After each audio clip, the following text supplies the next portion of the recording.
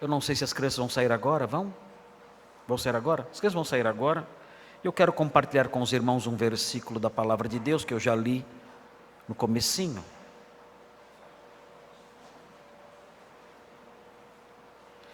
Que está em Romanos 8, versículo 3. É Romanos 8, 3. É o versículo que eu quero compartilhar com os irmãos. Não é um versículo que é muito comum as pessoas lerem no Natal, mas é um versículo que tem tudo que ver com a data que estamos celebrando nesses dias, o Natal, o nascimento de Jesus. O versículo 3 do capítulo 8 de Romanos, Romanos 8, 3, diz: porque Jesus veio ao mundo. O texto diz assim: porquanto o que fora impossível à lei, no que estava enferma pela carne, isso fez Deus enviando o seu próprio Filho, em semelhança de carne pecaminosa, e no tocante ao pecado, e com efeito condenou Deus na carne o pecado. Há dois motivos presentes nesse versículo, dois motivos que mostram por que Jesus veio ao mundo. Porque o Verbo se fez carne. Porque o Filho de Deus se fez como um de nós e desceu até aqui e teve aqui o que os teólogos chamam de o seu tempo de humilhação. Porque o Senhor deixou o seu lar na glória e esvaziou-se a si mesmo e assumiu a forma de servo e assumiu a figura humana e foi obediente até a morte e morte de cruz. Por que o Senhor fez isso? Quando nós olhamos para o versículo 3 que nós acabamos de ler, nós aprendemos que o Senhor fez isso, que Jesus veio ao mundo, porque a lei de Deus, a lei mosaica, a lei revelada nas páginas do Antigo Testamento, a lei dada a Moisés no Sinai, mesmo sendo uma lei de origem divina, mesmo sendo a expressão perfeita da vontade de Deus em vários aspectos, não só nos aspectos morais, mas em outros aspectos também, essa lei, ainda que santa, perfeita e de origem divina, essa lei não podia nos salvar. Isso é de surpreender. Mas nós aprendemos no versículo 3 que a lei de Moisés, a lei dada no Sinai pelo próprio Deus, não podia nos salvar. E se a lei dada, se a vontade de Deus revelada no Sinai, a vontade do próprio Deus, a lei do próprio Deus, perfeita, não podia nos salvar, que esperança havia para nós? Quando observamos o versículo 3, nós percebemos, o apóstolo Paulo afirma categoricamente que a lei de Moisés não podia nos salvar. O versículo diz no comecinho: porquanto o que fora impossível à lei. O texto está dizendo aqui que havia algo impossível para a lei. Não porque ela era imperfeita, não porque houvesse defeitos nela, não porque essa lei era maculada de alguma forma, não. O texto diz que havia algo impossível para a lei fazer. E diz que esse algo que era impossível a lei fazer, era impossível a lei fazer porque ela estava enferma pela carne. olhando para o texto, nós descobrimos o que era impossível para a lei fazer. Se os irmãos olharem no primeiro versículo, poderão descobrir qual é o assunto dessa passagem. Qual é o tema dessa passagem? Sobre o que o apóstolo Paulo está falando. Quando ele diz, porquanto o que era impossível à lei, ele, ao enunciar essa frase, está tratando de um assunto específico. Ele não está jogando palavras ao ar. Existe um tema presente aqui. E esse tema foi introduzido no versículo 1. No primeiro versículo ele diz, agora, pois, já nenhuma condenação há para os que estão em Cristo Jesus. Esse é o assunto introduzido aqui pelo apóstolo Paulo. Ele está falando sobre a anulação de uma condenação. Existe nesse texto uma realidade espiritual jurídica sendo tratada aqui. O apóstolo Paulo está dizendo aqui que existe uma condenação sobre a humanidade, mas os que estão em Cristo Jesus tiveram essa condenação cancelada. Eles foram justificados, ou, numa linguagem menos jurídica, eles foram perdoados. Havia uma condenação sobre todos. O pecado de Adão, a culpa do pecado de Adão, conforme ensina o capítulo 5 dessa mesma epístola, o pecado de Adão pairava, a culpa do pecado de Adão pairava sobre toda a humanidade, ainda paira, trazendo condenação, isso sem falar dos próprios pecados individuais, tudo gerando condenação. E o texto aqui fala sobre a anulação dessa condenação. E ao falar sobre a anulação dessa condenação, Paulo diz, porquanto o que fora impossível à lei, o que era impossível, o que foi impossível à lei, a anulação da condenação. Ninguém, jamais, em nenhum momento da história da humanidade, conseguiu anular a condenação pelo pecado por meio da obediência à lei de Moisés. Ninguém. Isso, diz Paulo, era impossível para a lei.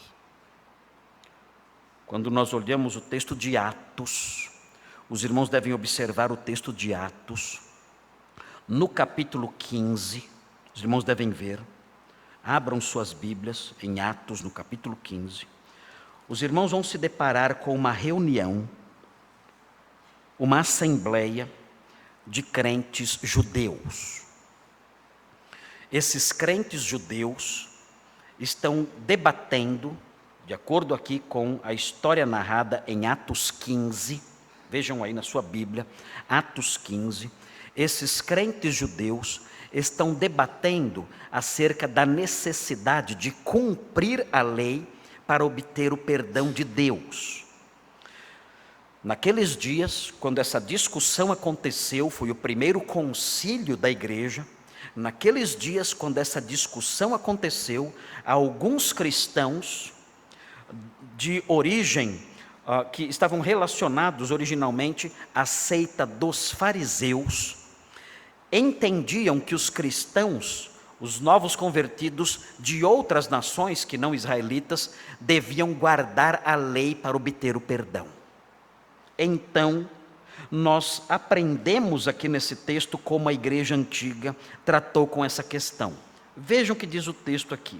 O texto diz assim, observem. Alguns indivíduos que desceram da Judeia ensinavam aos irmãos, os irmãos gentios, que não eram judeus, se não vos circuncidardes, segundo o costume de Moisés, não podeis ser salvos. Vocês têm que guardar a lei, especificamente nesse aspecto da circuncisão, senão vocês não poderão ser perdoados, não poderão ser salvos por Deus. A história continua.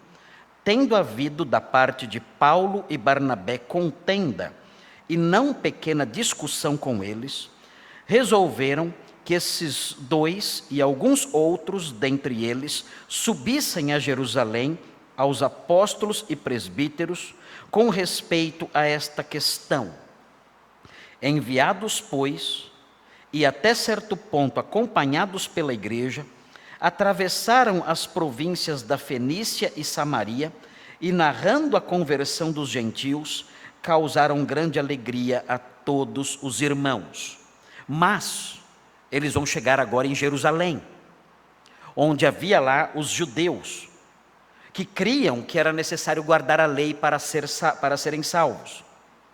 Tendo eles chegado a Jerusalém, foram bem recebidos pela igreja, pelos apóstolos e pelos presbíteros, e relataram tudo o que Deus fizera com eles. Insurgiram-se, entretanto, alguns da seita dos fariseus que haviam crido, dizendo: é necessário circuncidá-los e determinar-lhes que observem a lei de Moisés. Se eles não guardarem a lei de Moisés, eles não poderão ser salvos. Então, versículo 6, se reuniram os apóstolos e os presbíteros para examinar a questão. Havendo grande debate, Pedro tomou a palavra e lhes disse: irmãos, vós sabeis que desde há muito Deus me escolheu dentre vós, para que por meu intermédio ouvissem os gentios a palavra do evangelho e crescem.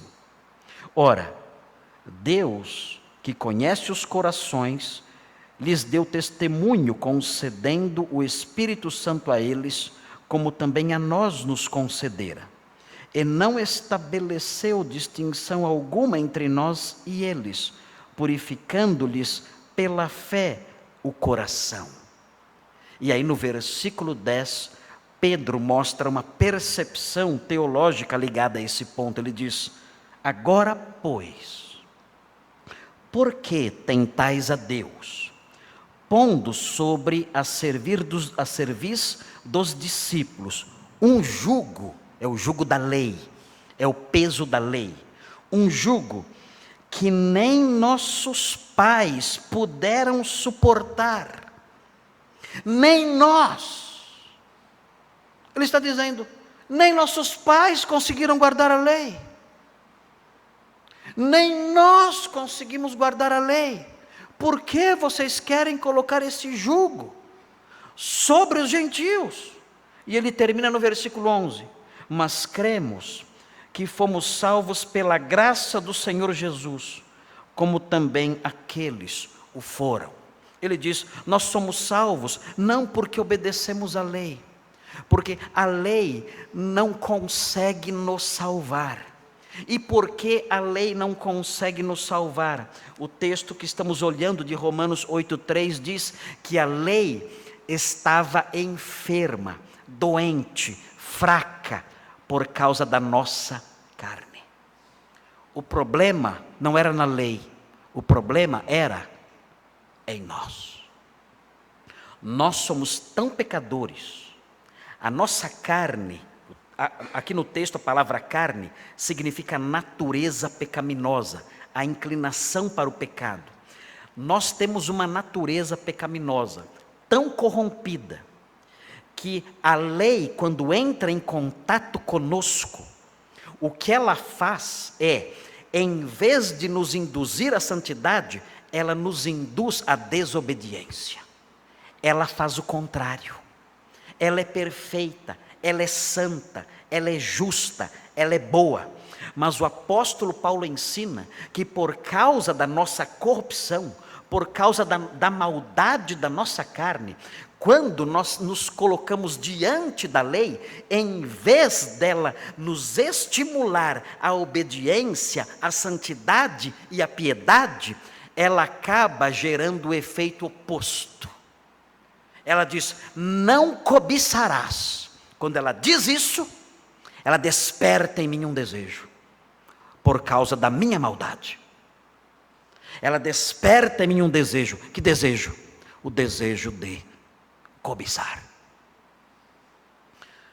Nossa natureza é tão corrompida, a nossa carne, a nossa inclinação é tão perversa, tão contrária às coisas de Deus, que mesmo a santa lei, dada ali no Sinai, por intermédio de anjos, mesmo a santa lei entregue a nós, pelo grande profeta Moisés, talvez o maior profeta que já existiu, mesmo a santa lei, perfeita, santa, imaculada, quando entra em contato conosco, ela não consegue nos salvar.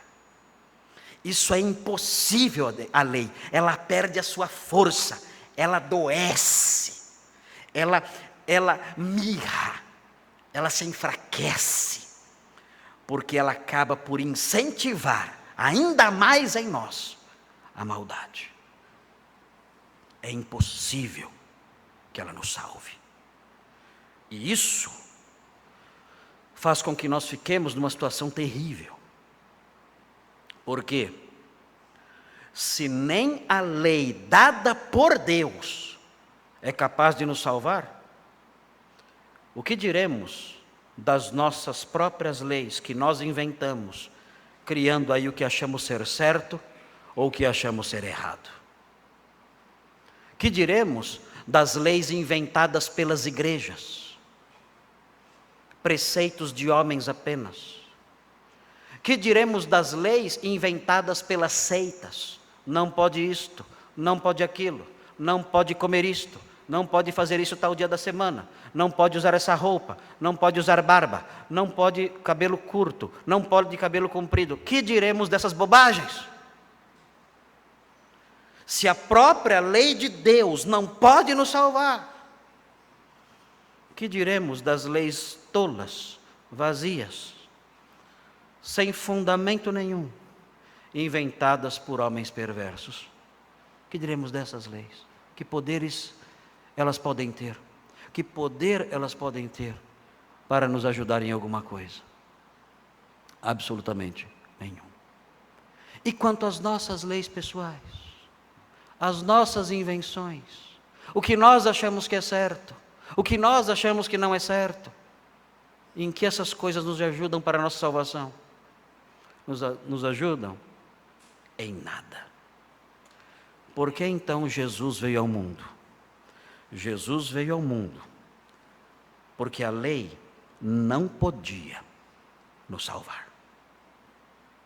Nem a lei de Deus, nem a lei das religiões, nem as leis dos homens. Nenhuma delas. Nunca. Jamais salvou ninguém. E não podiam salvar ninguém. Por que Jesus veio ao mundo? Porque a nossa situação era a situação de alguém sem saída. Não tínhamos nada, absolutamente nada, que pudéssemos fazer para sermos salvos. Nada. Mas há um segundo motivo. O versículo 3 mostra o segundo motivo, e os irmãos vão encontrá-lo aí. Veja o que diz a sequência do versículo 3. Diz assim: porquanto que fora impossível a lei, no que estava enferma pelo pecado. Isso é a anulação da condenação. Isso que a lei não pôde fazer, isso fez Deus. Deus providenciou um meio de anular a condenação. Nós não podíamos fazer, a lei não podia fazer. Isso fez Deus. E como Ele fez isso? Vejam aí a sequência que fala do Natal. Isso fez Deus enviando o seu próprio Filho. É aqui que entra o Natal. Deus fez isso como? enviando o seu próprio Filho. E notem a sequência. Notem a sequência que diz, em semelhança de carne pecaminosa. Isso significa que Jesus tinha um corpo como o nosso. Olhando para ele, você pensava que ele era homem pecador como nós. Mas não se deixe enganar. Ele tinha carne como nós, mas não era pecador como nós. Olhando para ele, você não via ele brilhando. Nossa, ele parece que não tem pecado, está brilhando. Não, você não via ele brilhando. Olhando para ele, você não via uma carne mais branquinha, mais limpinha, mais transparente, algo assim, um fantasminha. Não, nada disso. Você não veria nada disso. Olhando para ele, você veria um homem como nós. Como se ele fosse um pecador como nós. É isso que o texto diz. Não tinha pecado. Paulo fala, nunca houve pecado nele. Absolutamente livre e isento de pecado. Mas era semelhante ao homem pecador. Olhando para ele, você veria ali um judeu do primeiro século, com os pés ali sujos da poeira das estradas, com as suas mãos marcadas por trabalhar como carpinteiro. Você veria isso, um homem queimado pelo sol da Palestina. Você veria isso, com a sua pele ali estorricada pelo sol, suado talvez ali. Talvez um homem forte, eu creio que ele era um homem forte. Mas um homem como nós, um homem como um pecador, como se fosse um pecador como nós. Deus enviou seu Filho assim. Não mandou um anjo, não mandou um anjinho, não mandou uma alma ali, um espírito ali para nos salvar, não. Ele enviou seu Filho em semelhança de carne pecaminosa. E na sequência do versículo há uma expressão solta. Os irmãos que vieram na quarta-feira, eu falei rapidinho desse versículo, os irmãos acompanharam o que eu expliquei sobre essa expressão solta que é aqui. O texto diz, e no tocante ao pecado. É uma expressão solta dentro do versículo. Uma expressão que parece estar aqui sem função nenhuma. Porque diz, e no tocante ao pecado, e não diz nada. No tocante o quê? Ao pecado. Não diz. Outras traduções dizem, e pelo pecado, mas não fala o que é pelo pecado. Então é uma expressão solta, é uma lacuna presente no versículo. Você lê o versículo e quando chega nessa parte, o texto diz, em semelhança de carne pecaminosa, e no tocante ao pecado, e não fala mais nada. E você fica sem entender o sentido da expressão. É porque a língua grega, ela tem uma característica telegráfica. Quem se lembra, os mais antigos que lembram dos telegramas, sabem o que estou dizendo. Num telegrama, você deixa as palavras óbvias ausentes. Você manda uma mensagem faltando palavras, porque você pagava por letra o telegrama. Era assim que funcionava, era caro.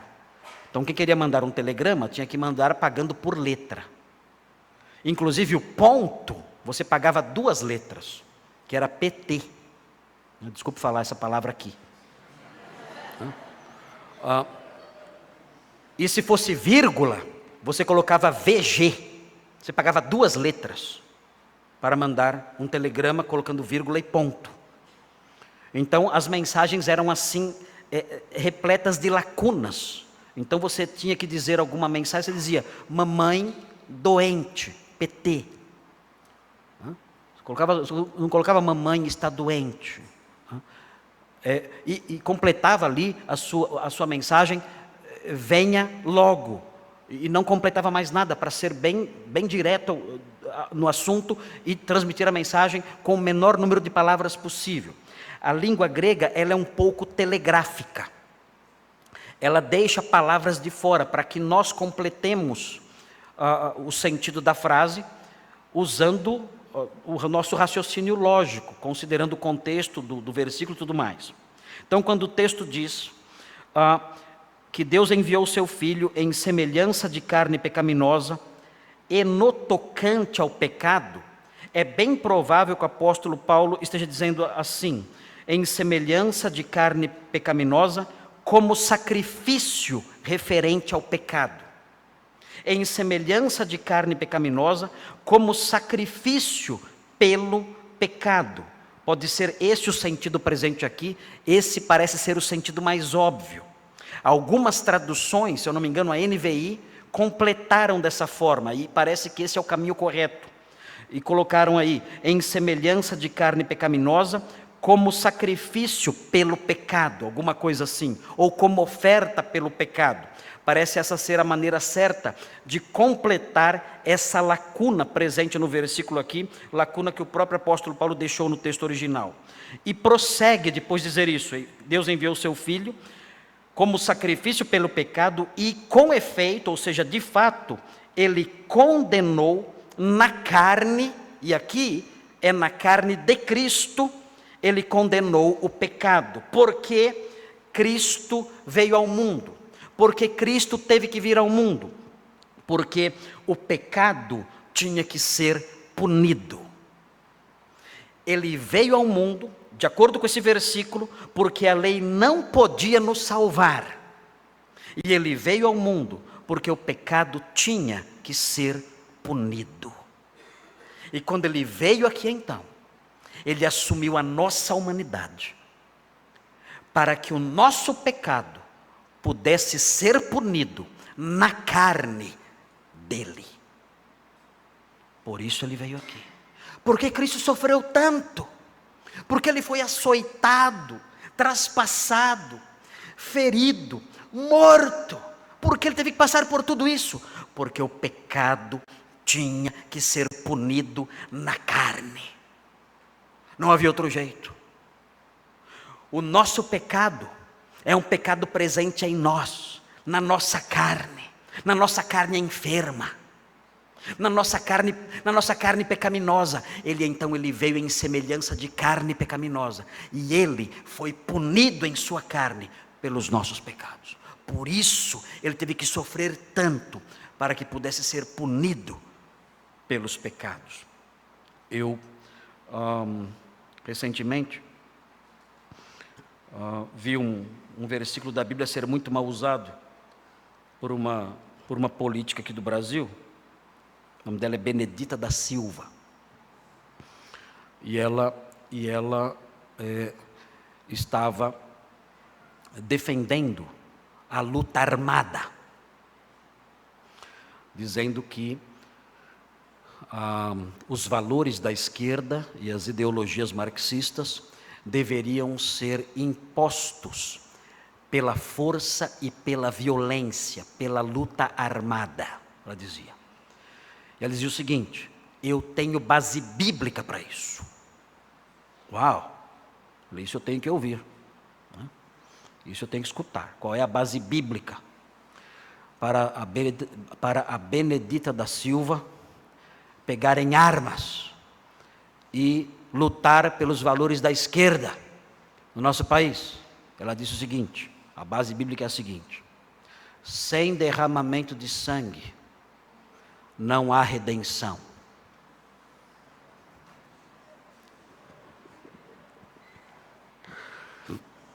E ela diz que é presbiteriana.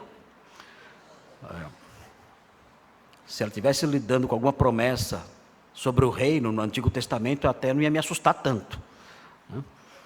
Mas ela dizer isso como uma presbiteriana realmente foi de assustar, dizendo que a visão política dela deveria pegar em armas e lutar e derramar sangue, porque sem derramamento de sangue não há redenção. Eu estava citando o texto de Hebreus 9:22. Mas o que é que o texto de Hebreus 9:22 diz de verdade? Ele não diz nada sobre luta armada, não diz nada sobre revolução, não diz nada sobre impor um sistema político por meio da força ou da luta armada, nada disso.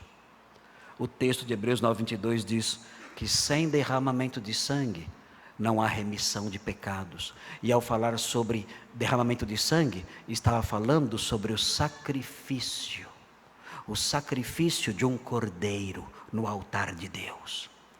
Sem o sacrifício de um cordeiro no altar de Deus, derramando ali seu sangue, não há perdão de pecados. Por que Jesus veio ao mundo? Porque sem derramamento de sangue, não há perdão de pecados. Sem derramamento de sangue, sem que o Cordeiro derrame seu sangue, sem que o pecado seja punido na carne, sem que o sangue seja derramado, não há perdão de pecados. Então o Senhor veio aqui e assumiu a nossa carne pecaminosa, e o nosso pecado foi punido na carne dele. Foi na cruz, onde um dia eu vi meu pecado castigado em Jesus. Porque ele veio aqui? Para que o meu pecado fosse castigado na sua carne. Por que celebramos o Natal? É porque é uma tradição cristã antiga. Por que celebramos o Natal? Nós nem sabemos se Jesus nasceu mesmo em dezembro. Aliás, tudo indica que não. Dizem por aí que ele nasceu em abril. Pensou celebrar o Natal em abril? Não tem muita graça, né? E ninguém se importa, na verdade, com que dia realmente ele nasceu, com o mês que ele nasceu, coisa assim. Nós celebramos o Natal dessa data porque é um costume, uma tradição. Mas a razão principal das nossas celebrações é que Jesus veio ao mundo por causa desses dois motivos. Jesus se fez carne e veio aqui porque a lei não podia nos salvar. Nós não tínhamos saída, nós não tínhamos esperança, nós não tínhamos uma porta, não havia solução para nós. Nós éramos doentes sem remédio, nós estávamos perdidos sem um mapa, nós estávamos abandonados no mar sem uma bússola, nós não tínhamos para onde ir, não tínhamos uma porta para bater, não tínhamos um remédio que nos livrasse da nossa doença, não tínhamos esperança de perdão para a nossa culpa, só restava para nós a perdição, o abismo eterno e nada mais. Não havia esperança para nós, nem mesmo na lei de Deus, não restava nada que pudéssemos fazer. Então ele veio, e ele veio aqui porque o pecado, nosso pecado tinha que ser punido. Nós não suportaríamos toda a carga de punição que merecíamos pelo nosso pecado, nós seríamos condenados eternamente, porque mesmo o nosso sacrifício seria insuficiente. Mas ele veio aqui, o Filho de Deus, e foi punido no nosso lugar. E aquilo então que foi impossível a lei fazer, que é anular a condenação, Deus fez ao enviar seu Filho. Como eu posso me beneficiar disso? O versículo 1 diz: nenhuma condenação há para os que estão em Cristo Jesus.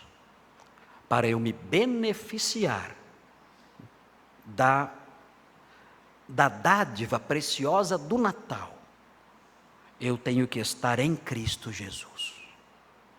Se eu estiver em Cristo Jesus, nenhuma condenação mais haverá para mim. Mas como eu posso estar em Cristo Jesus?